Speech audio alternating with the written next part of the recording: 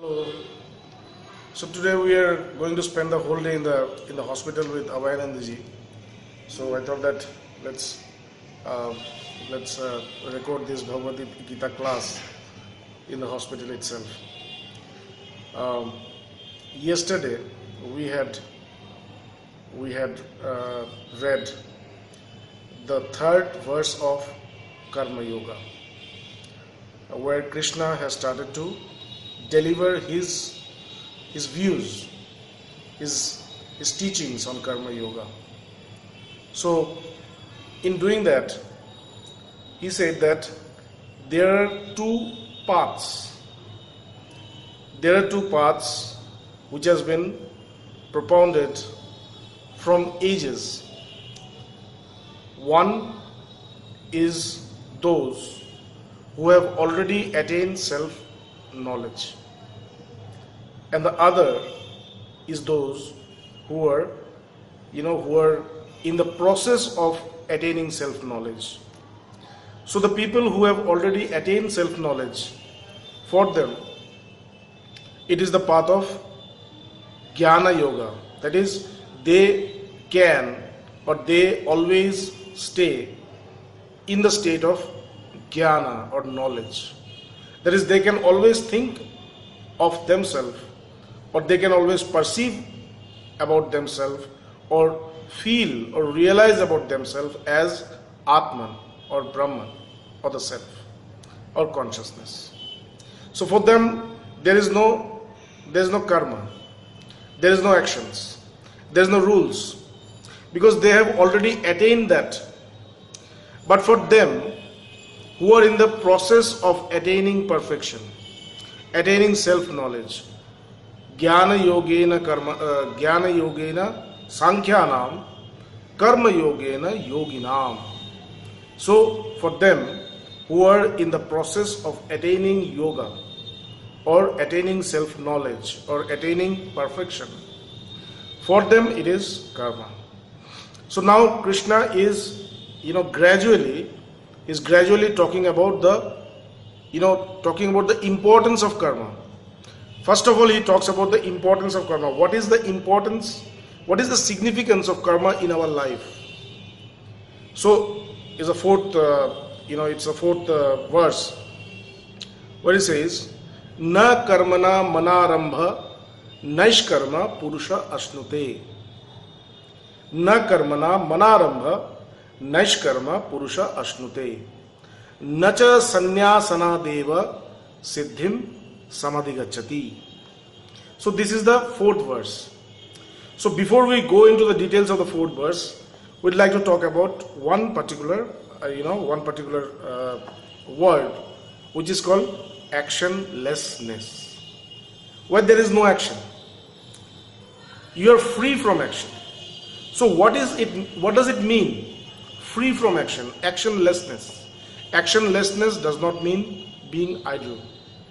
Actionlessness does not mean being doing nothing or just passing the time. It's not actionlessness.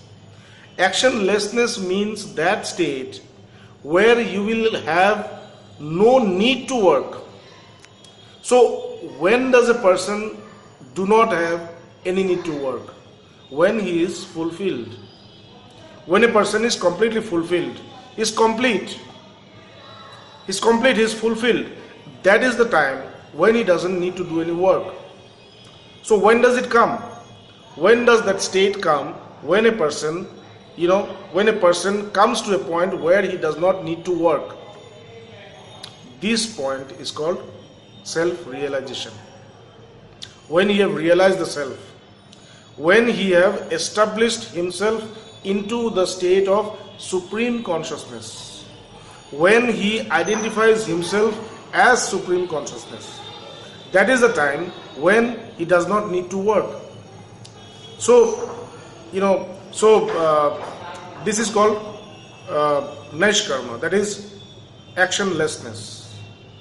When you will be totally fulfilled, you will be infinite. The definition Vedanta gives about Brahman is this: that infinite knowledge, Satyam Jnanam Anantam Brahma, that is Brahman or the self is truth. Truth means he is eternal, he is always there, in the past, in the present, in the future and beyond. He is always there. Satyam, Jnanam, he is knowledge. What is this knowledge means? Knowledge means, where there is no ignorance, where there is no sufferings. Sufferings comes through ignorance. Klesha. Klesha means suffering. So this klesha, the primary cause of klesha is avidya, that is ignorance. Then asmita, ego. So these are all, they come from ignorance. Avidya, asmita, raga, that is attachment, dvesha, that is, the sense of taking revenge from somebody, dvesha, and avinivesha, having too much attraction towards life. So this is called klesha. But when there is no klesha, when there is no suffering, so there is no need to work. So this klesha goes, or this suffering goes from knowledge, and that is why Brahman is knowledge absolute.